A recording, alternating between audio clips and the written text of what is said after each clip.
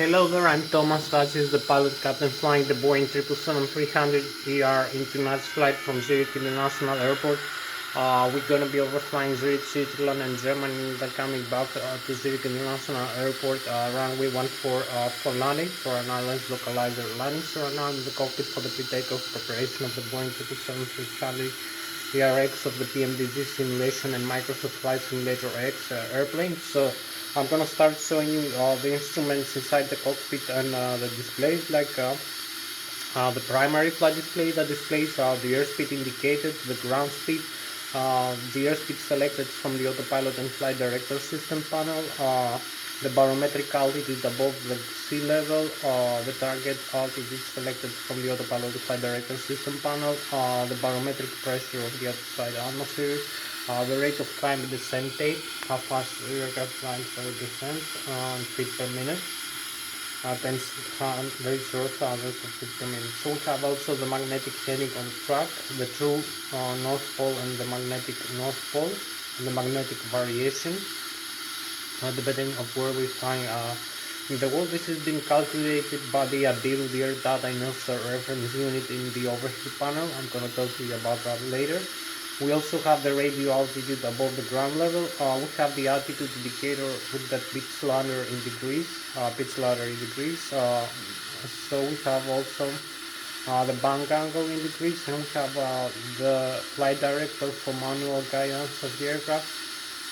Crossbars, we have the autopilot for automatic flight crossbars, and we have the Lszh localizer also for an Lszh localizer landing. We have also the angle of attack of the aircraft indicator, and the flight mode annunciator with the auto throttle and autopilot later on the vertical navigation modes. We have the altitude indicator, as I told you, the pitch ladder and the bank angle limit in degrees, and the flight director and autopilot and Lszh crossbars. So we also have the navigation display. The navigation display displays the GPS position of the aircraft, the GPS map, the terrain reflections and the weather reflections from the weather radar. So we have the terrain levels displayed with the red, yellow and green. I will show you later.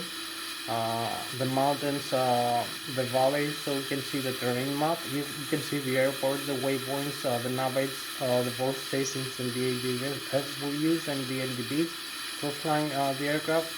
We also have the position, the inertial reference position, GPS position, the ANP and the RNP, the acquired navigation performance and the required navigation performance. We have the magnetic heading or track. Again, we have the magnetic variation with the true North Pole and the magnetic North Pole. So we have also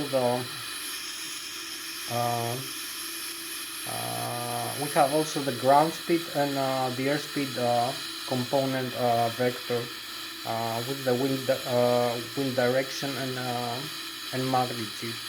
So we also have the magnetic heading or track. We have the next waypoint we're going to be flying. So we set up a flight plan using the flight management computers. I'm going to show you later. We input all the data of the aircraft, like its weight, its fuel, and the departure airport and arrival airport, and departure runway, arrival runway, and set up the intermediate waypoints the aircraft is going to be overfly in a later on vertical navigation profile. So I'm gonna show you that also. So we're gonna create a flight plan route for this aircraft. We can follow manually or we can fly with the autopilot. I'm gonna show you that also. So we have about an hour left and about 10 minutes for this video time to end. So I'm gonna show you also the autopilot and flight director system panel, what it displays and how we can use it. We have also the ACAS, the upper and the lower ACAS, and its indication and crawler system display that displays the engine indications. We have the thrust levers of the aircraft. We use to actuate the thrust. I'm going to show you also that. We have the flight controls like the flaps, the slats, and also the flight control, the yoke of the Boeing 777-300ER airplane. So I'm going to show you that also. I'm gonna show you the flight management computers and the overhead panel. I'm gonna show you the electrical, the hydraulic, the fuel system, the engine start, and the electronic engine control, the FADEX of the engines, the full authority of the electronic control computers that control the engine function. I'm gonna show you also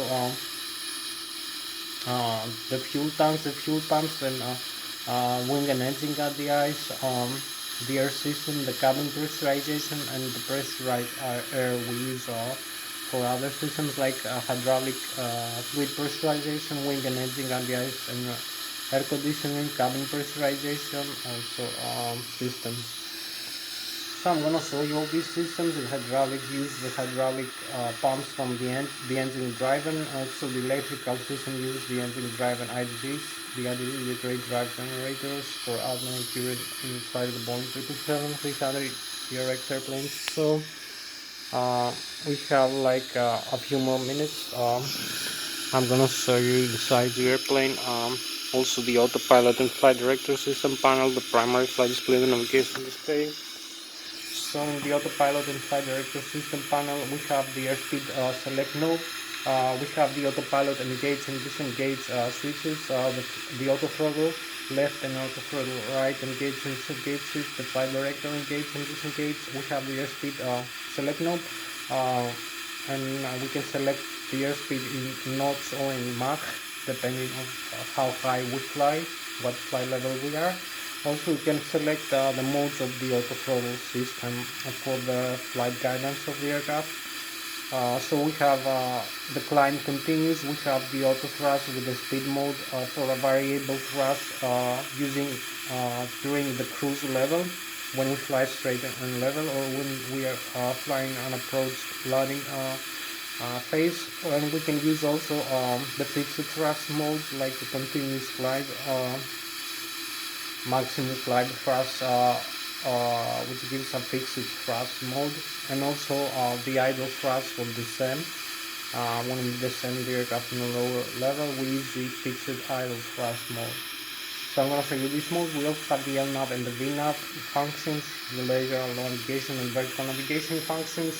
The autopilot flight director system panel, we have also the bank angle limit in degrees. We have the heading hold switch and the heading select knob. We have also the vertical rate of climb and descent of the aircraft using the autopilot of the system in feet per minute or in a trigonometric angle in degrees. We have the VS and the SPA modes. We have also the altitude select knob and the altitude hold switch, and we have the approach switch for the auto launch function of the Boeing 777-300 ERX airliner airplane. So we have also the roll-lock switch for the roll localizer, localizer function. I'm going to show you also that.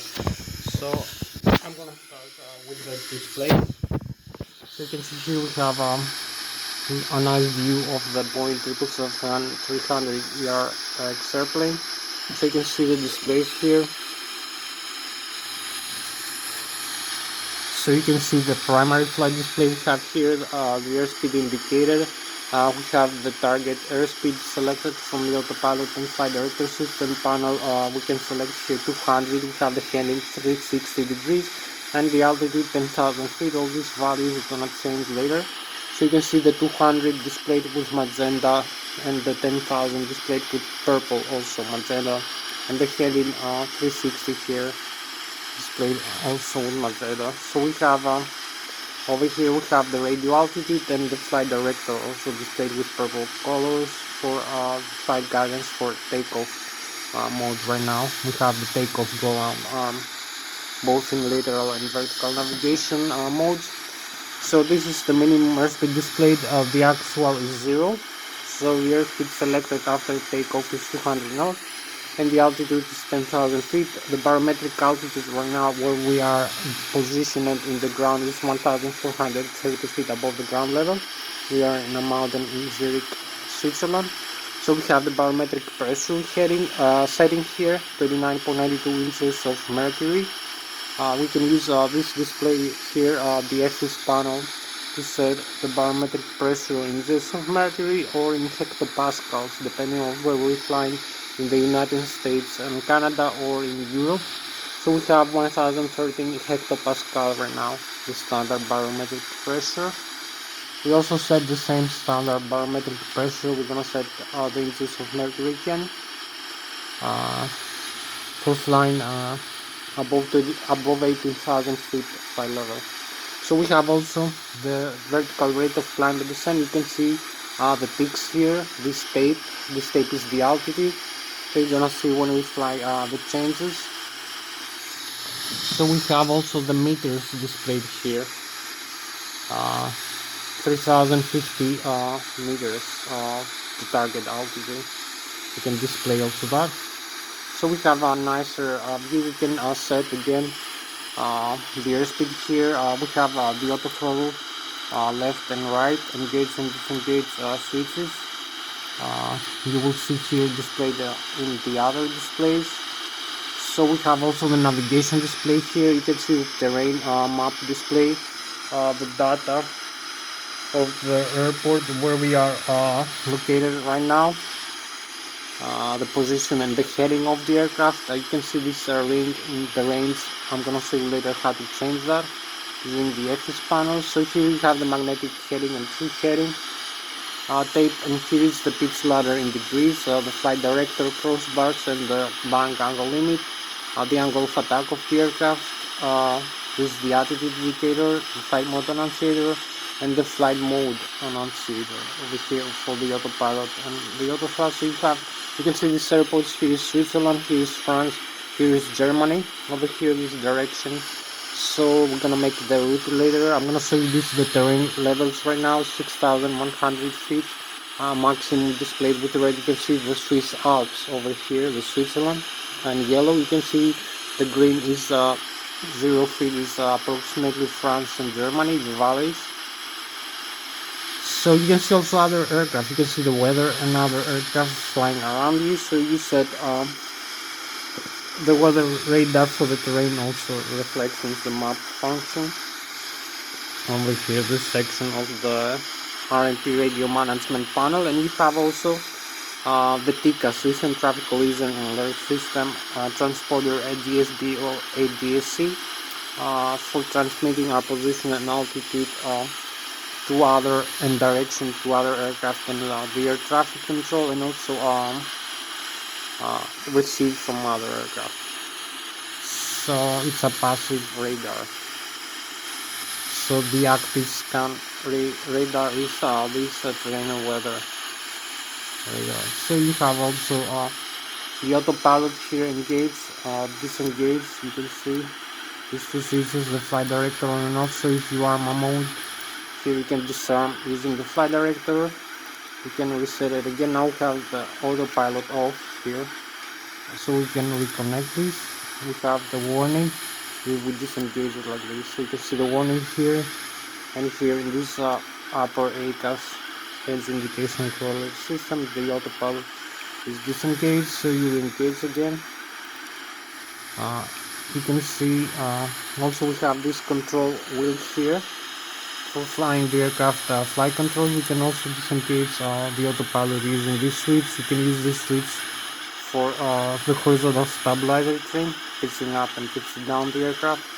So you rearm the autopilot or disarm it depending on what we want to do, and cancel the warning. So if we leave the autopilot like this, we have also the auto throttle disconnect here. This switch. In the thrust levers, we have the horizontal stabilizer trim. These switches here, the normal and alternate, and this over here, and the aileron trim position here, the pitch trim position here, and the rudder trim and the aileron trim position here for the flight control surfaces in the wings, the horizontal tail wing and the vertical tail, and the ailerons, left and right aileron. So we have here the autopilot. So I will say we can depress this switch also, and we can set a higher airspeed, and then we can change to Mach for indicated airspeed on Mach like this. The auto throttle again, arm and disarm the autopilot, like this, engage and disengage. So if we disengage, we have the autopilot disconnect here, this warning. You can see the warning here. So we rearm this again. We can use, as I told you, the LNAV and the VNAV. We have also the heading and track here. This function you can use either heading and track. You can select the bank angle limit here of the aircraft for the autopilot, how steep angles you want bank angles you want to fly the aircraft. We leave this in the auto usually. So you can select a mode here. You can just select it by pressing this switch like this. So we'll select the heading here, 136 degrees for the you can see the climb continues and the speed guidance of the aircraft. You can select the heading like this, and we will set a higher altitude like 35,000 feet, maybe 300. So we'll see this altitude, or maybe displayed also in meters. So we have both in feet and meters. Now it's a nicer display. So you have also the altitude. We are located 1,430 feet or 436 meters. You can also see here 7,710 or 35,300 feet. The heading hold here and the flight level change speed 253 knots and 35,300. The autopilot here is connected, and we have the limits for the autopilot and the heading 136 also. So we can use a couple more modes for the autopilot to show you. So we have so we have about an hour left, so I will show you a couple more modes. So we have here the vertical speed, flight path angles here. We can use flight path angle or vertical speed here. We can descend or climb the aircraft. You can see the minus and the plus sign. So now we have the FPA engaged, the flight path angle here. You can see heading hole and FPA. This is not cannot be engaged like this. So we can change. You can descend like 1,000, 3,000 feet per minute. You can see the minus in front is the negative. So we turn this into positive for climbing the aircraft.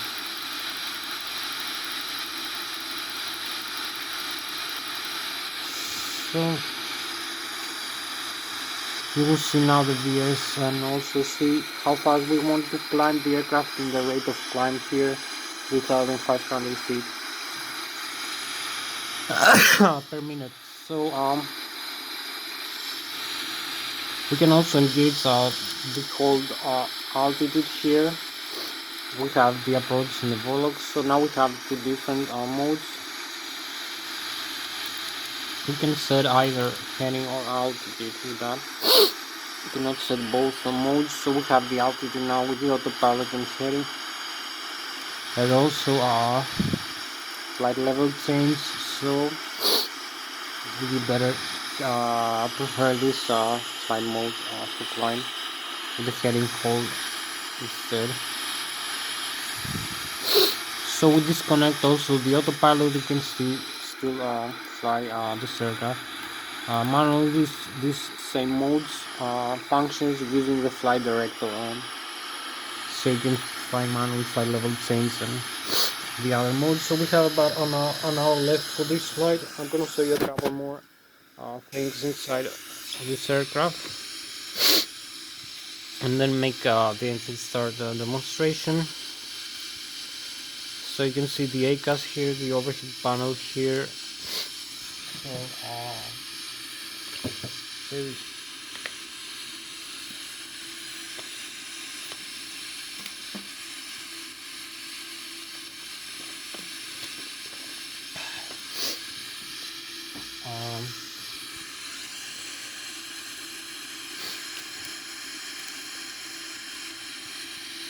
So we have the airspeed select. Now you can set different airspeed. You just use the thrust levers for that.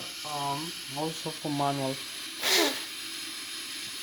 thrust setting while flying or while you are in a takeoff phase.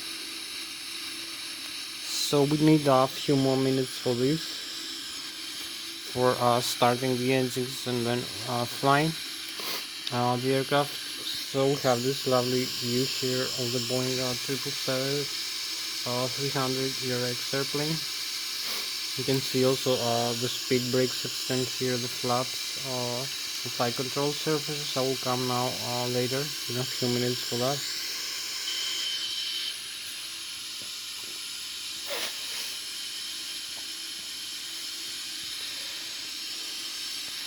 So I will show you now a couple more things about this aircraft.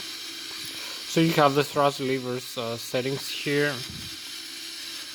We need the thrust from the engines. You can see here we also have, as I told you, the disconnect of the auto throttle function over here, and the takeoff go around switch and the thrust reverse. So you can apply. You also have the flaps settings here. You can move the flaps up or down. Other way, the speed brakes here.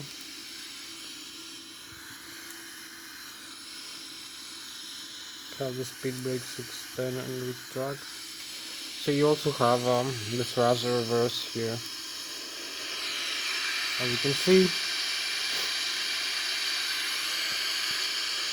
So you apply the reverse and you can slow down the aircraft. As you can see, we have here the thrust reverses, blocker doors are open.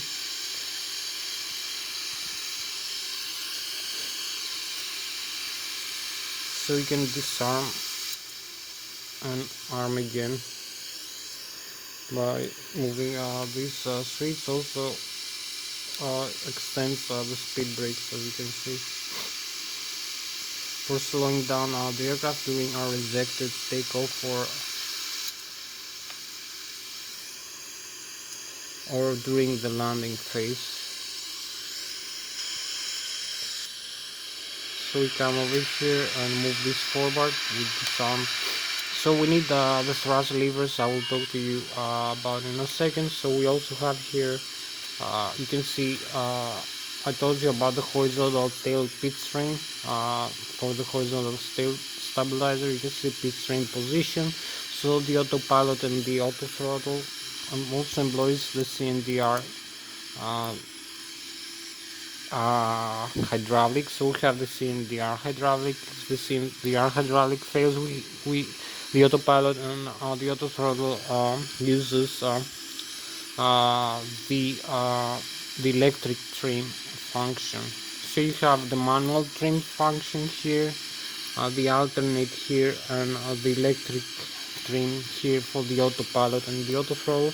You use it in the normal if you have a failure of the hydraulic system or another kind, so you can use in the cutout here. So you have also the thrust, you have the fuel control, fuel flow to the engines, you have the fire extinguishers, you have the radio and communication panels here, the RMP. So you have also the flight management computer here. You set up the route. We have the upper and the lower ACAS also, you know.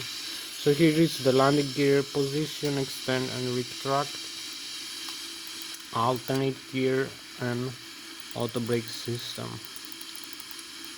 You can see the flap limit. So we have some other switches here. So we have the flap position here. You can see 30 degrees, the landing gear is down. We have the total fuel here, quantity 104,000 pounds or 46,000 kilograms, the duct pressure from the outflow valves of the Boeing 777-300 ERX airplane. So I'll talk to you about that now. You can see here we have the indications. We have the N1 with low speed, low pressure compressor stage of the turbofan engine. If we increase the thrust levers, you can see this thrust levers angle here, the position, the commanded position. So you have the thrust levers position here displays There's a difference between the commanded position and the actual. It takes some time to spool up or spool down. We have the limit with green, yellow, and red, and the exhaust gas temperature. The N2, which is the high-speed, high-pressure compressor stage, the turbofanizing the fuel flow per engine per hour in thousands of pounds, the oil temperature, pressure, and oil quantity, and the vibration of the N2 stage of the engine. So all these are being controlled and displayed by the FADEX, the full authority digital electronic control computers, and the electronic engine control DEC computers. So I'm gonna show you now. You also have the adil here. I'm gonna show you about this system. So you need the thrust from the engine to move the aircraft. So we have about another about 45 more minutes for this flight. So you need to move the thrust levers in order to move the aircraft. In the ground we have this aircraft, the Boeing 777-300 ERX.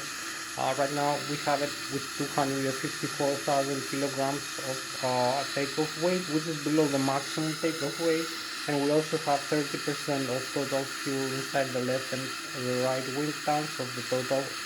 We have zero fuel in the center tank.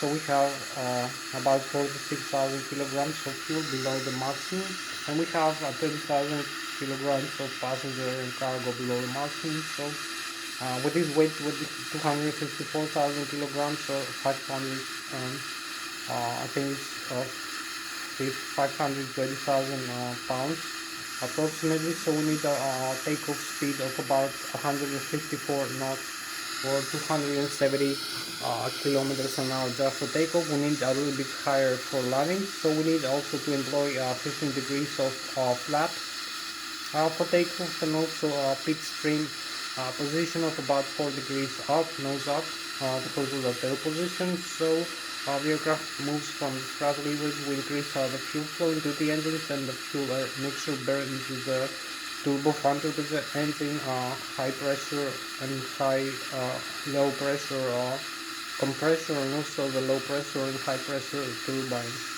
So this fuel mixture creates will use the newtons per second and third law of motion. It will create an action and reaction force. It will propulse the aircraft forward by expanding the hot gases, by accelerating them from through the back side of the engine, so the exhaust side. And also the bypass. So we're gonna have forward propulsion. We're gonna reach an airspeed of 270 kilometers an hour. We have two engines, one installed per left and right wing for symmetric thrust and also for redundancy. So we're gonna reach an airspeed of 270 kilometers an hour, which is above the stall speed of the aircraft.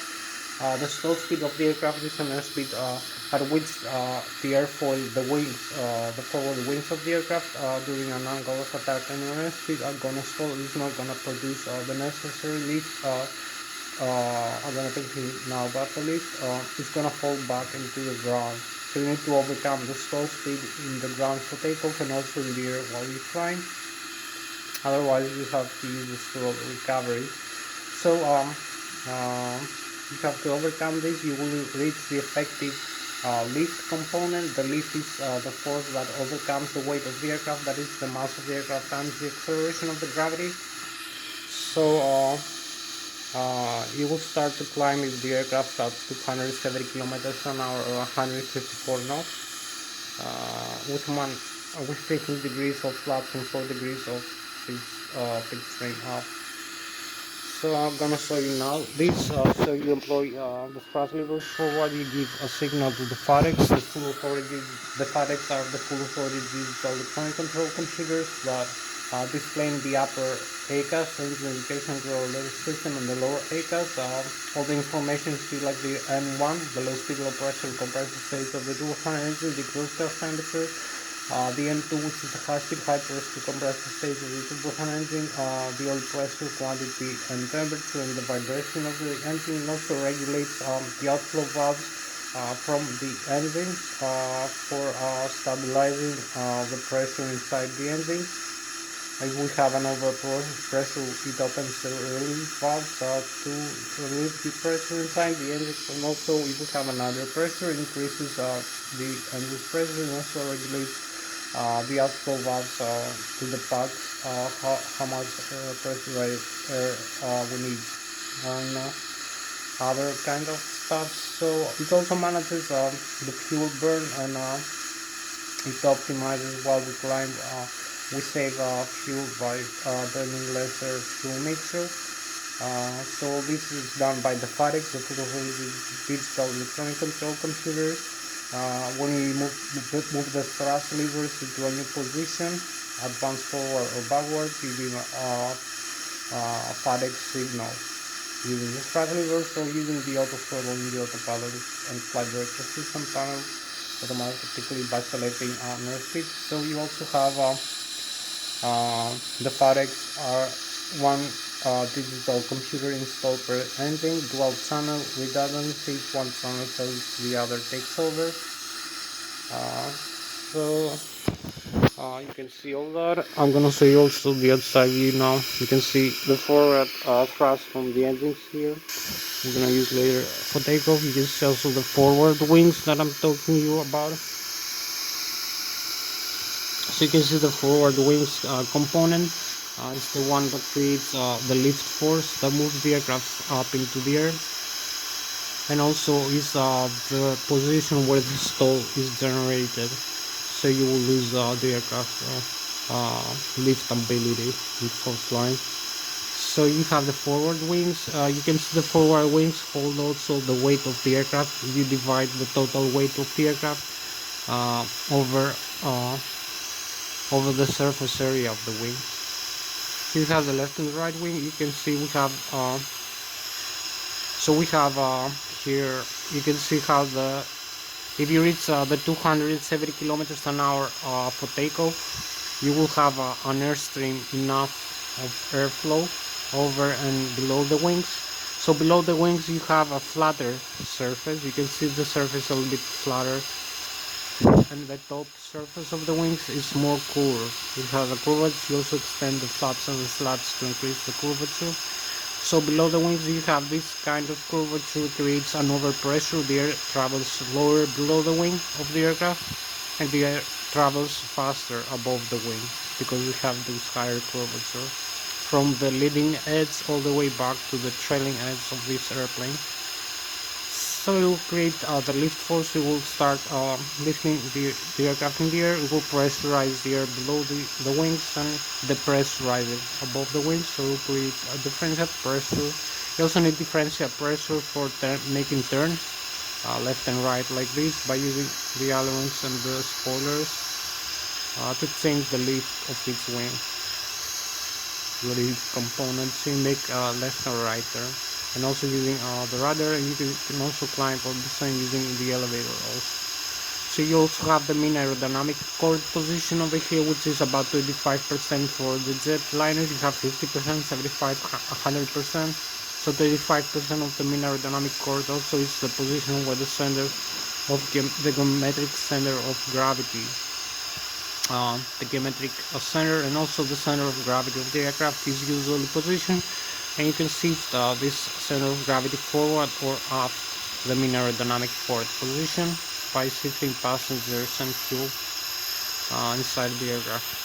So you make the aircraft more or less stable in flight, and you change the horizontal elevator force you need to apply by doing that. For climbing or for descending, you can make it more or less stable. So you also have another kind of force, the moment arm. The moment arm force, you employ again Newton's first, second, and third law of kinematics of physics and aeronautical engineering, and aerospace engineering, and Newton's physics first, second, and third law of motion and Bernoulli's theory using physics, mechanics. So you can make some nice calculations about the aircraft flying. You can also use the moment arm force, so using the horizontal tail and the vertical tail of the aircraft through the center of gravity axis. So you can picks up and picks down the elevator. You can see the moment arm is times the distance from the center of gravity down to the horizontal tail of the aircraft or the vertical tail of the aircraft. It's times the airflow per second of the air mass over the surface area of the wings, horizontal or vertical wings, over the control surface area like the elevator or the rudder, and it's times the distance from the center of gravity, and it's times the acceleration of gravity. So it's the airflow per second of the air mass over the surface area of the wings times the distance here. So you also have the same thing for the ailerons and the spoilers. You use in the flying for making the aircraft more or less stable terrain. So I'm going to show you now inside the cockpit the flight control I'm using, and also I'll make the engine start demonstration and show you the overhead panel and the multi-function display of the aircraft. So you can see here we have the control column and the control yoke of the control wheel.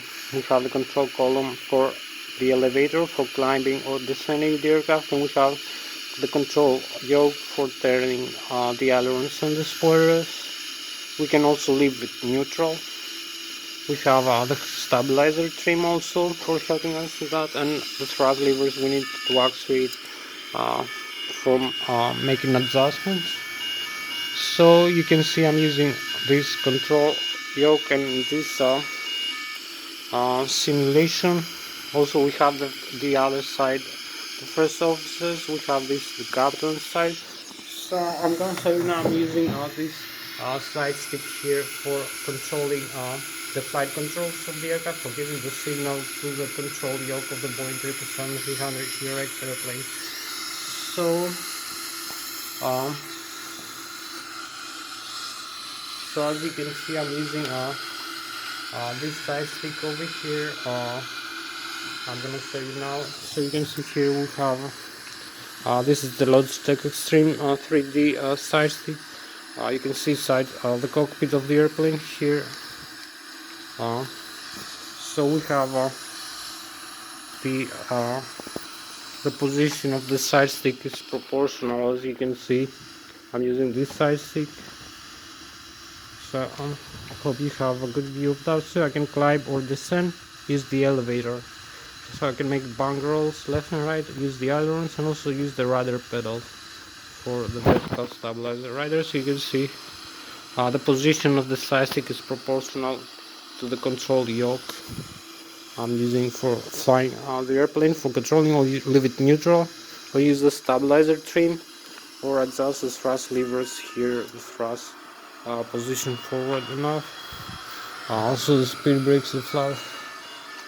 So I hope you like this Lszh Extreme 3D side stick for controlling the aircraft. So we can do the same thing also from the outside view. We can also control the same way the ailerons, the spoilers, the elevator, and the vertical stabilizer rather using other pedals. Again, this side stick, the Lszh Extreme 3D. So you can see I can control all the ailerons, the spoilers, bang roll left and right, or the elevator, the horizontal tail of the aircraft, also stabilizer trim and the rudder pedals, the vertical tail, the thrust levers again. So maybe you can see a better view here.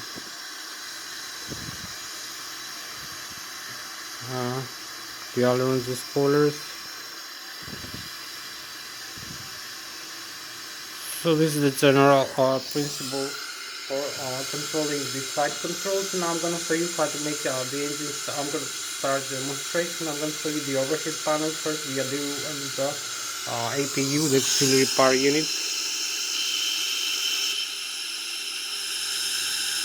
So I'm going to come here for making the engine start demonstration now. So I'm gonna come here in the other systems. I'm gonna show you the ADU. So we have like a few more minutes left to go. So in the overhead panel We have here a nicer view. You can see some switches used for maintenance in the ground. We have the circuit breakers panel. We have this nice view of the cockpit here.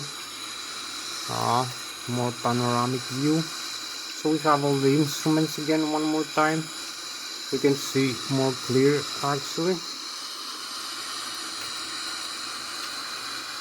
All the switches, all the speed brakes, up and down. So you have also the cutout here, the normal and the alternate. The cutout for the stabilizer trim position here.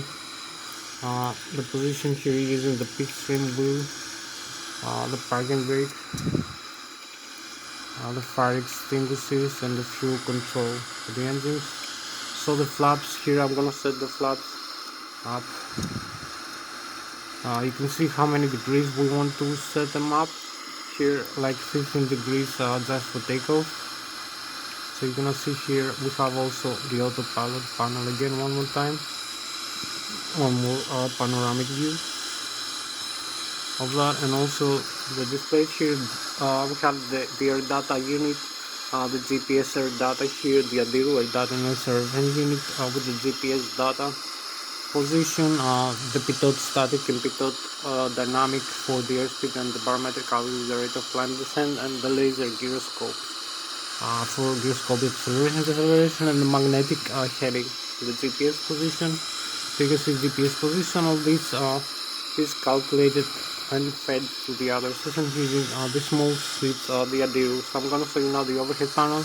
We have the primary flight control computers, the thrust symmetry compensator. Here's the overhead panel. So you can see the section. We have the electrical, the hydraulics, the main systems. We have the fuel system, the fuel tanks and pumps, the electronic engine control for the engines, and the engine start, the fire extinguishers here. We have the cabin pressurization, wing and engine at the ice, and the air system, the pressurized air for inside after using some systems. So we're gonna start the APU, the auxiliary power unit. This is here. We have the left and the right engine IDGs with the brake drive generators. So the left and the right engines, each one drives using when it's moving, is working. So it's also having inside its gearbox drives through shaft torque, 90G generator, the brake drive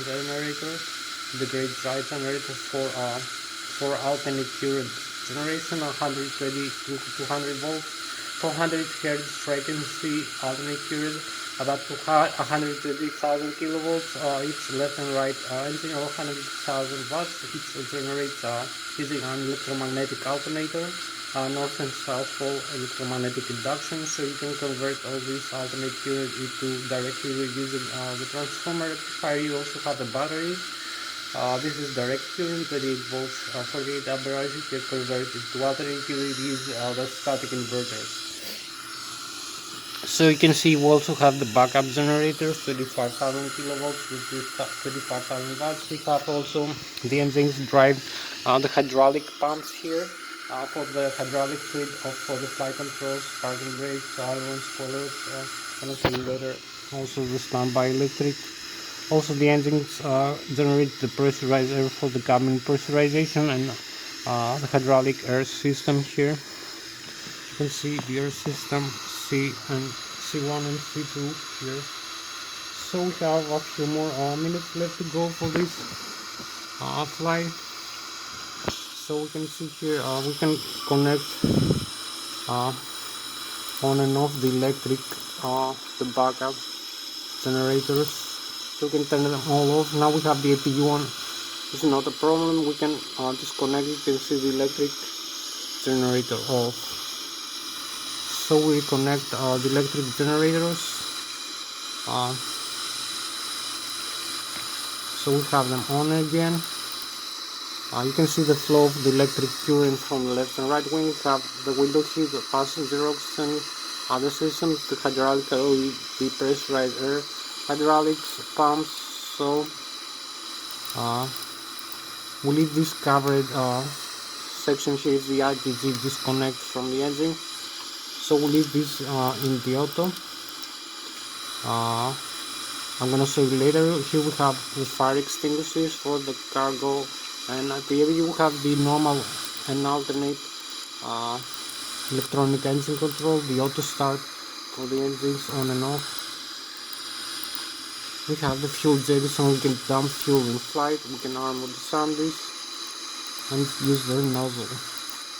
So we'll select the fuel level to remain. We have the left wing and the right wing, 51,000 pounds right now, or 30% of the total fuel, the crossfeed valves and the center tanks. You can see the press and the on. We have no fuel right now. The center tanks, we have 30% of the total. We have the wing and engine RPIs here. You can turn on and off. We also have some lighting system here, the windshield wipers. So here is the pressurized, is the air conditioning system using the pressurized air from the left and right engine, the APU. And the pressurization system, the cabin pressurization. So these systems don't need pressurizer. We have the bleed system, we can turn on and off here.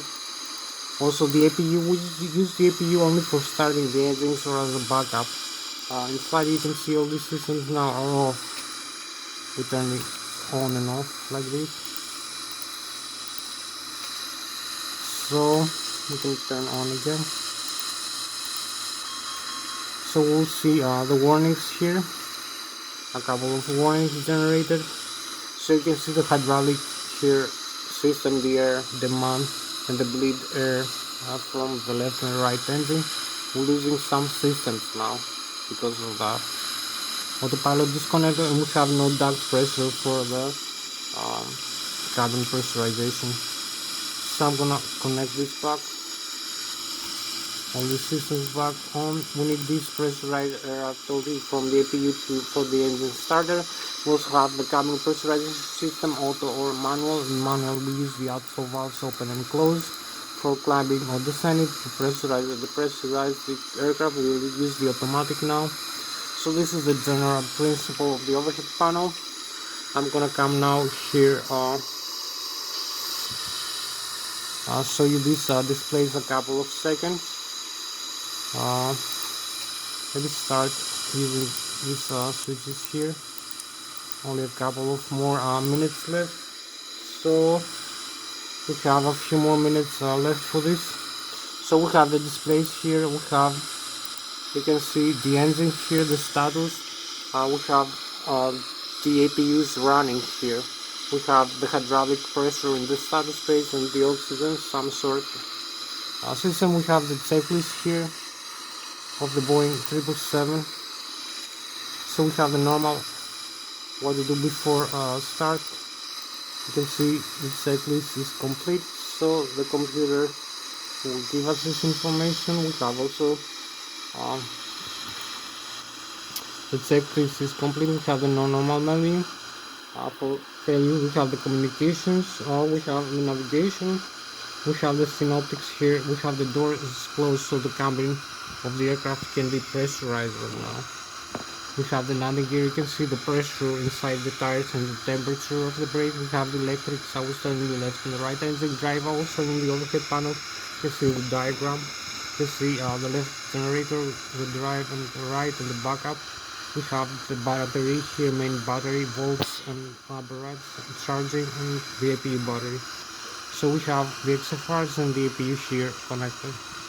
So we also have the hydraulic system here, left and right engine, hydraulic pumps, left engine, shut-off valve demand, pressure 2000 psi, and the air. We need the pressurizer here. You can see the air pressurization for the hydraulic, the quantity of fuel, of hydraulic fluid, excuse me, and the isolation valves, the flaps, slats, the systems that need hydraulic and the right engine and electric. So the fuel system, left and right wing, and the forward and the aft pumps, the crossfeed valves, the center tank is empty, the total fuel quantity here. You can see the left engine and right engine, the low and high pressure in the APU, and the minimum fuel temperature here, minus 37 degrees. The air system, you can see the left and the right engine, pressurized air. We use the inverse from the APU for starting the engines. So you can see the temperature. We can use also a couple of other modes. So if we use the thrust levers forward, you will see the duct pressure here increases by moving the thrust levers forward. We have also cabin pressurization, hydraulic fluid, and wing and engine at the eyes. The flight control surfaces here use these. You can see left and right wing, the position of the flight controls, the horizontal tail, vertical tail is normal. So if you move this flight controls, now is working this control wing here and the yoke of the 777-300 airplane, you can see. So we have another view. So now we go for the engine start demonstration very fast. You can see the flight management computer. So we go into this view. I'm gonna turn off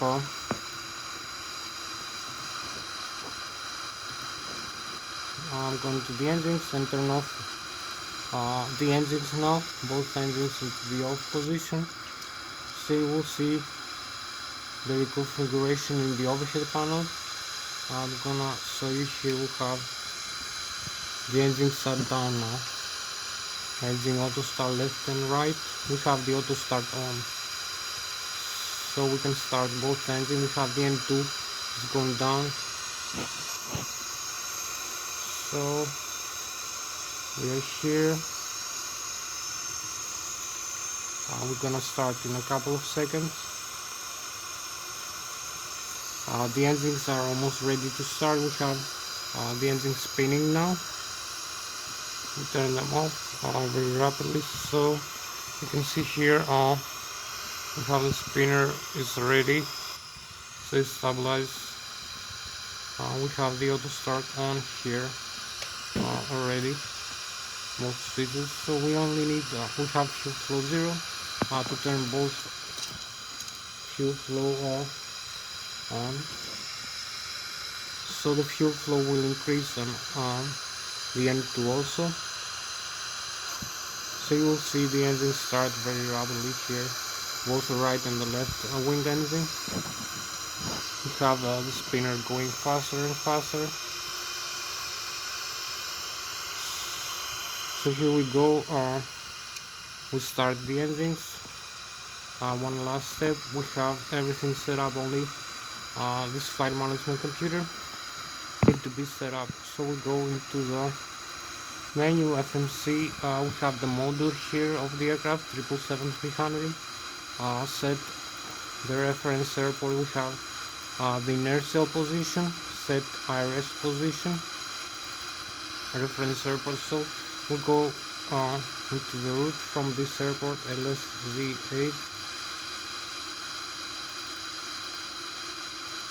into this airport back, runway 14.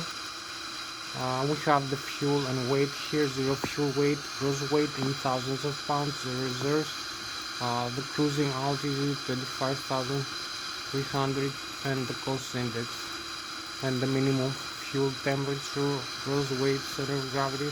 So this route we're gonna use this departure through this runway using these fixes, and also this arrival, the same airport, through this runway using this Negrion Alpha Transonity. So we have the legs here, cancel the discontinuity here, activate and execute. So we go into we have the flaps and the center of gravity, and we generate V1, V rotate, and V takeoff for this weight. So, and for this runway. So we're ready for taxi into the runway and for takeoff right now. We need only to taxi into the runway over here. So I'm gonna disarm the parking brakes. Use this pillar here for steering the aircraft. You can see into the ground, and we can go for takeoff. We have like the runway here is open, as you can see.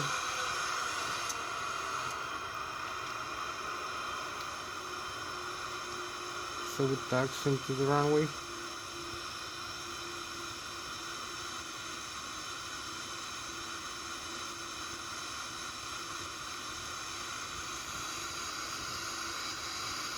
So we align with the center line, parking brakes again. So this is where we're going.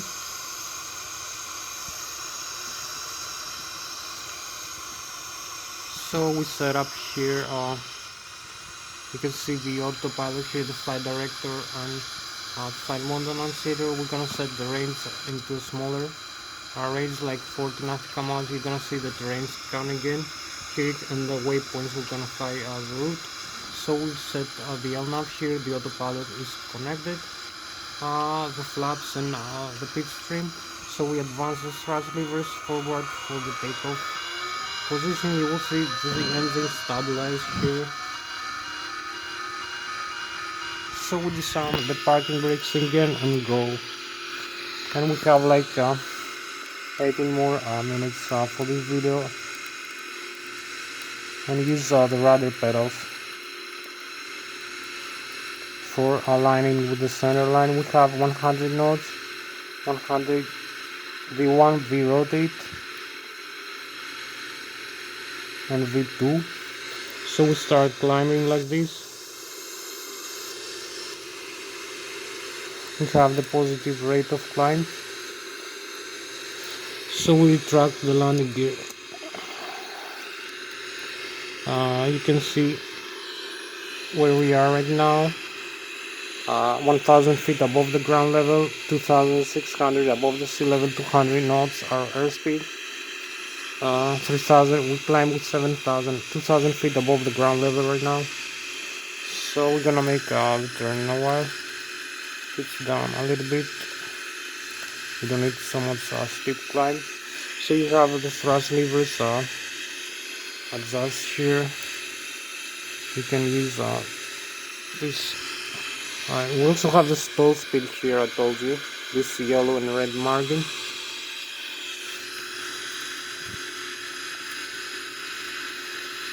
So we have a few more minutes left to go.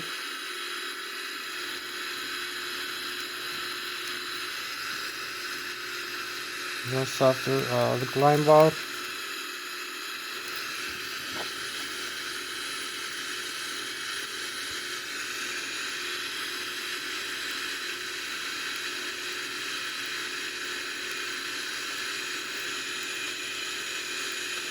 So this is the next waypoint we have to fly over. This is 12. So we're gonna have the runway on this way. So this is our turn here to the airport. As we climb through the Zurich, we're already very high. We're at 10,000 feet approximately. So you can see our aircraft here, a nicer maybe view of the airplane. So we also have the night sky. We fly with about 500 kilometers an hour right now, or about 250 meters a second.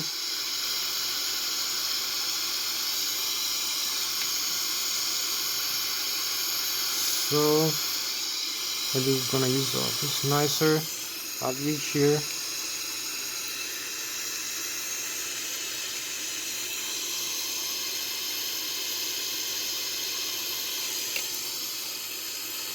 So we keep climbing.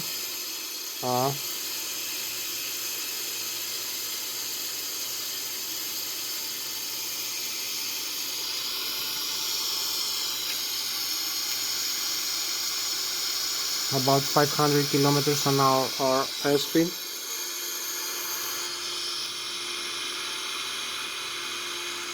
Keep climbing, having higher maybe climb rate. So need 15 more minutes left for this flight.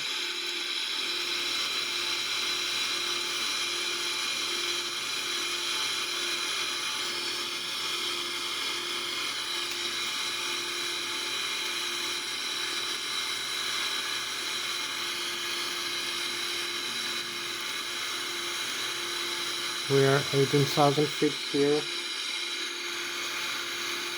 Maybe a nicer view here. This side.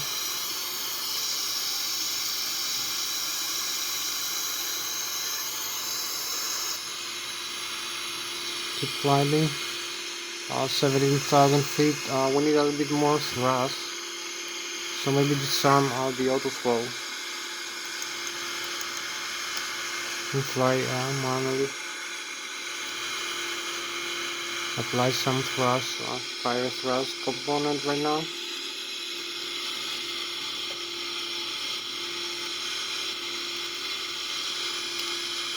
For increasing the rate of climb, you can see how close we are to the stall speed here.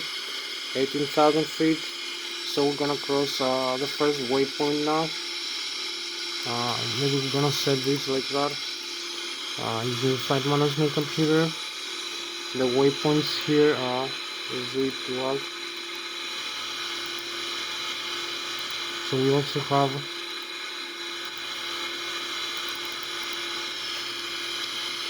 keep climbing. 19,000 feet. Flying manually again. 30,000 feet. So we have like 13 more minutes left to go for this flight. So we stabilize somewhere here. So now you can see we have the following of the waypoints. We're just 1.6 nautical miles from this waypoint over here. We need to stabilize a little bit for increase the airspeed. We fly with Mach 0.43 or 600 about kilometers an hour. So you can see the flight director here. We're very close to the waypoint. We're gonna cross it so nice here. The waypoint here, the Z12 you can see here. And then we fly to the next one now. We are 34 nautical miles to the 1,000 feet. You can see the modes here. So we have the German in front of us, about 80 nautical miles. This is the Munich, the Bayern Munich. And we fly with about 600 kilometers an hour. The Boeing 777-300 RX 32,000 feet. So we're gonna have the generation of the chemtrails now. So here we have the chemtrails and the contrails. So here we are about 33,000 feet above the ground level, and we have this beautiful chemtrails display. We have the night sky. So this is the spacecraft for tonight, the Boeing 777-300ER airplane. We fly with about 700 kilometers an hour.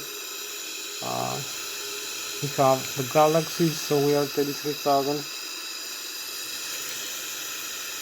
We have the frozen vapors here, and we fly with 700 kilometers an hour, about 250-60 meters per second. And we overflying the St. Gallen Lake here area, and we have the German in front of us, the Bayern Munich, and the Bavarian Alps. So maybe we're gonna go back into the airport now in a couple of minutes. We have a few more minutes to overfly here. Beautiful area. So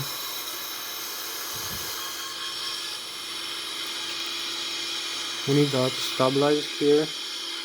Also make a turn, and we have like a few more minutes left to go for this flight. So maybe we need to retract the flaps now to a higher position. Now have the flap limit. So maybe I'm gonna connect the autopilot like this. So we're gonna fly with the autopilot now connected, as you can see, for the next waypoint. And also maybe set this waypoint now before reaching this waypoint, which is 9 nautical miles away. We're gonna set this C11. We're gonna overfly this.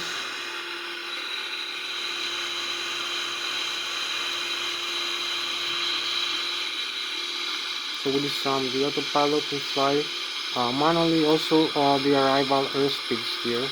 We set this and this. So now we have to go back into the airport. So I'm gonna make the turn like this here.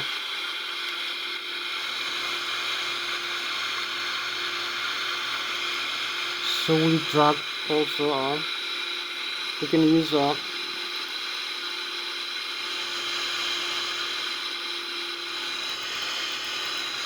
increase the airspeed like this, and we have a few more minutes to go. So now we fly manually, and we have like 8 more minutes left to go, 8 or 9 minutes. So we're flying 25,000 feet, excuse me, over flying the lake here with the Boeing 777. We can see the Germany in this side. So this is a nicer view here of the Boeing 777 300ER airplane. So we have this beautiful view here.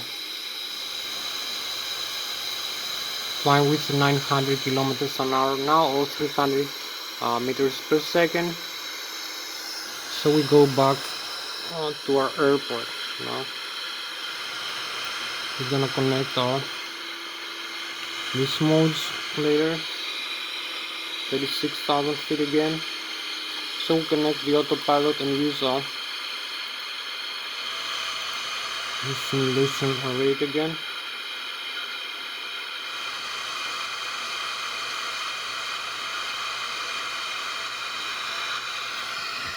So we have approximately a few more minutes left to go, like 8 minutes. So we need to come faster now. We are flying the lake here and we're going back to the airport. So I'm gonna use the simulation acceleration mode. We keep flying 900 kilometers an hour. So we also have the night sky again here. This nice view. Galaxies. You can see how stable this aircraft is now. We are 44 nautical miles away. We're flying with the autopilot connected. 48, 35,000, 300.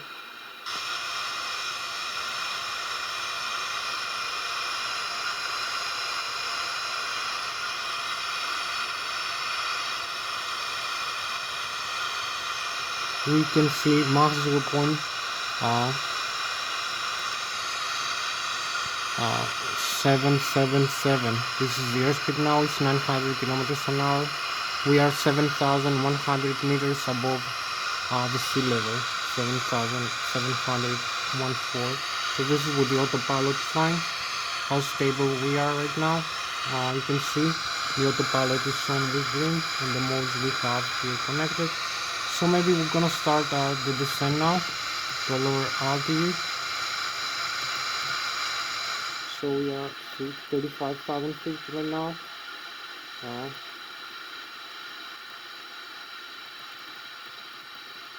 We're gonna come down to about 6,000 feet and use lesser airspeed also. So we're gonna start descending. We're gonna use the flight level change and we start descend.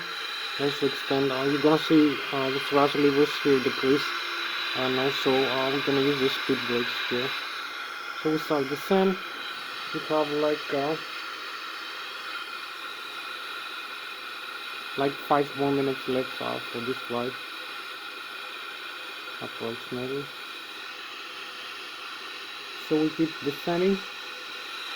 33,000. So here we have the spacecraft for tonight, the Boeing 777-300. We are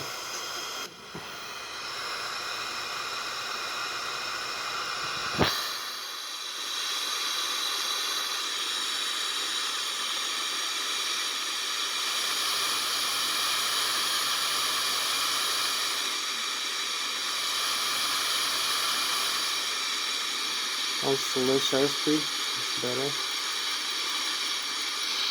You can use the Ilsloc here.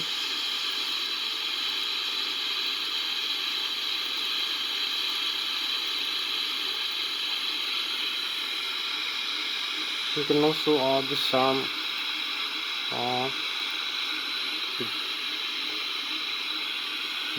the autopilot and extend the landing gear 14,000 feet like that. So we have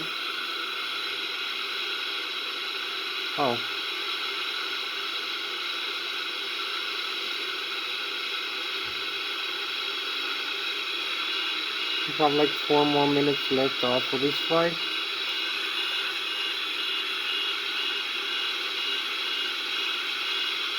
So we overflying the river here now.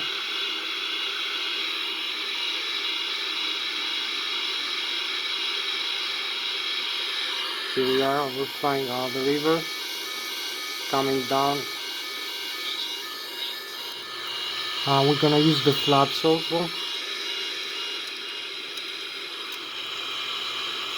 and decrease the airspeed again to the airport. Here we have the airport. So we have a few more minutes left to go for this flight. We have the Ilsloc on.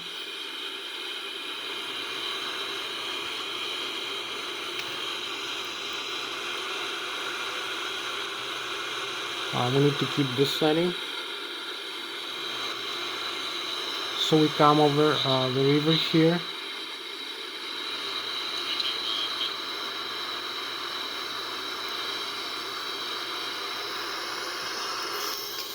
So here where we are, closer into the airport.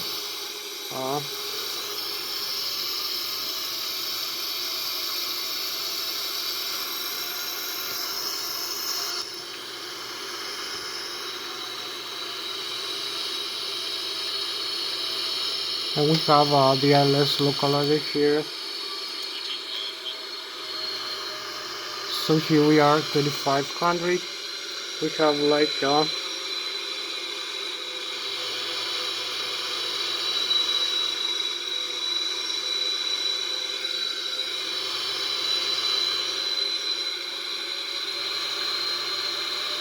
a couple more minutes left for this flight.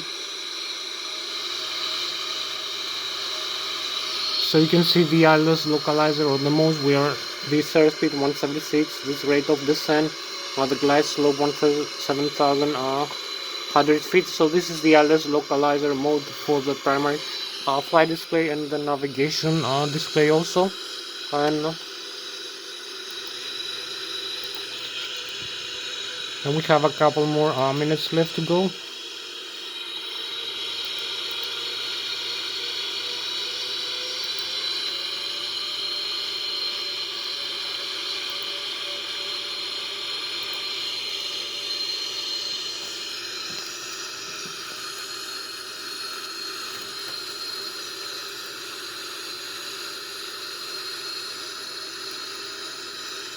So here we are.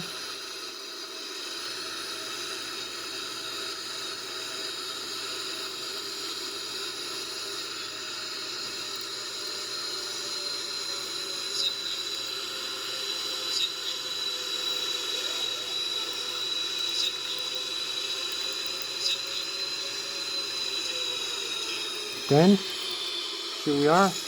Touch down into the ground, parking brakes, and reverse thrust. Full reverse.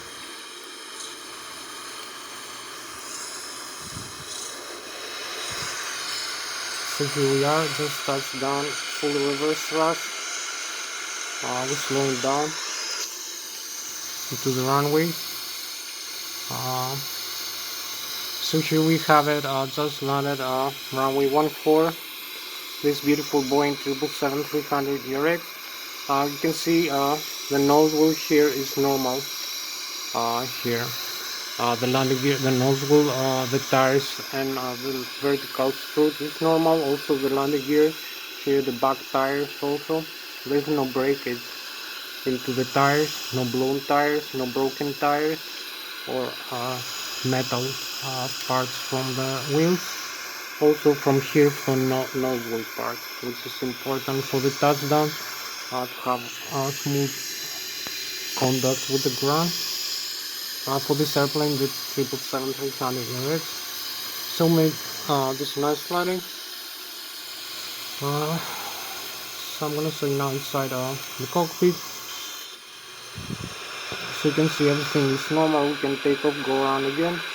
We have only the autopilot disconnect warning. There's no brake assist. And the thrust